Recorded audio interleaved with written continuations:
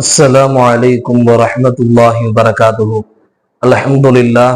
அல்லாஹு தஆலாவினுடைய மாபெரும் கிருபையால் ஆன்மீக மருத்துவம் என்ற யூடியூப் சேனலின் வாயிலாக பல்வேறு விதமான தகவல்களை நாம் உடலுக்கும் உள்ளத்திற்கும் தேவையான தகவல்களை நாம் தெரிந்து வருகின்றோம். அல்ஹம்துலில்லாஹ்.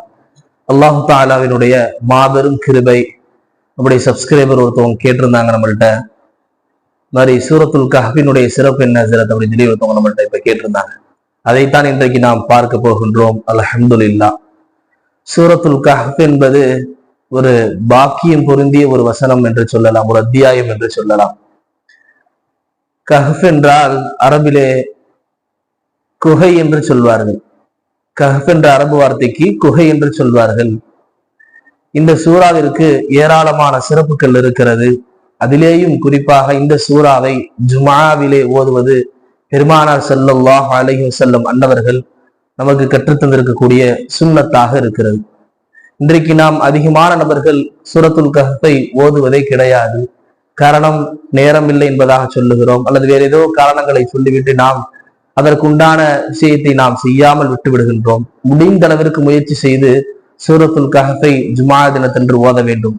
நாயகம் ஸல்லல்லாஹு அலைஹி வஸல்லம் அன்னவர்கள் சொல்வார்கள், எவர் சூரத்துல் கஹ்ஃபை ஜுமா தினத்தன்று ஓதுவாரோ இரு ஜும்மாக்களுக்கு மத்தியிலே அது அவருக்கு ஒளியாக இருக்கும், பாதுகாப்பாக இருக்கும் என்றெல்லாம் கூறி காட்டிருக்கிறார்கள்.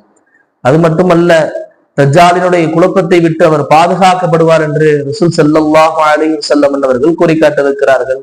இறைநேச செல்வந்தர்கள் இந்த சூரத்துல் கஹ்ஃபை ஓதுவதன் மூலமாக பல்வேறு விதமான சிறப்புகளை சொல்லித் தருகிறார்கள். நாம் முடிந்த அளவிற்கு முயற்சி செய்து ஓத வேண்டும். கட்டாயமாக சூரத்துல் கஹ்ஃபை நாம் ஜும்மா தினத்தன்று ஓத வேண்டும்.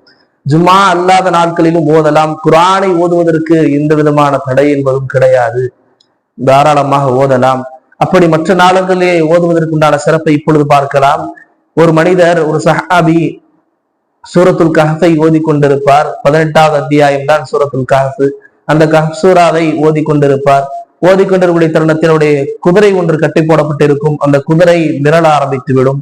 வானத்திலிருந்து மேகத்தை போன்ற ஒன்று கீழே இறங்கி வரும். இதை பார்த்துவிட்டு நாயகம் ஸல்லல்லாஹு அலைஹி வஸல்லம் அவர் போய் சொல்லுவார், நாயகம் ரசூலுல்லாஹ், இந்த அத்தியாயத்தை நான் ஓதிக்கொண்டிருந்தேன், இப்படி ஏற்பட சொல்லுகிற பொழுது பெருமானார் ஸல்லல்லாஹு அலைஹி வஸல்லம் அவர்கள் சொல்வார்கள், அது உன்னுடைய நிம்மதி, சகீனத் இறங்கியது, நிம்மதி இறங்கியது என்பதாக, அமைதி இறங்கியது என்பதாக நாயகம் ஸல்லல்லாஹு அலைஹி வஸல்லம் குறிப்பிட்டு காட்டுவார்கள்.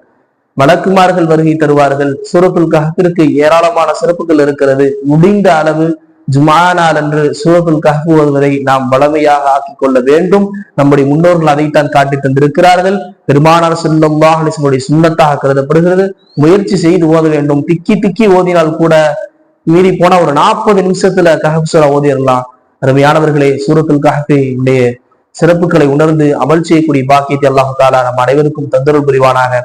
அதையும் தாண்டி இன்ஷா அல்லாஹ் அடுத்த வீடியோ இதை பத்தின்னு சொல்லி கேட்டா ஒருத்தவங்க கேட்டிருக்கிறாங்க, கணவன் தன் மனைவிக்கு செய்ய வேண்டிய கடமைகள் என்னென்ன ஹஸரத் அப்படின்னு சொல்லி கேட்டிருக்கிறாங்க. இன்ஷா அல்லாஹ் அடுத்த வீடியோவா அதை பார்க்கலாம். இன்ஷா அல்லாஹ் உங்களுக்கு ஏற்படக்கூடிய சந்தேகங்களை கமெண்ட்ல கேளுங்க. இன்ஷா அல்லாஹ் அல்லாஹு தஆலா அதற்குண்டான தகுந்த விளக்கத்தை கல்வியிலே போட்டு இந்த மீடியாவின் மூலமாக தங்களுடைய விளக்கங்களை, சந்தேகங்களை தீர்த்து வைப்பானாக. அஸ்ஸலாமு அலைக்கும் வரஹ்மத்துல்லாஹி வபரகாத்துஹு.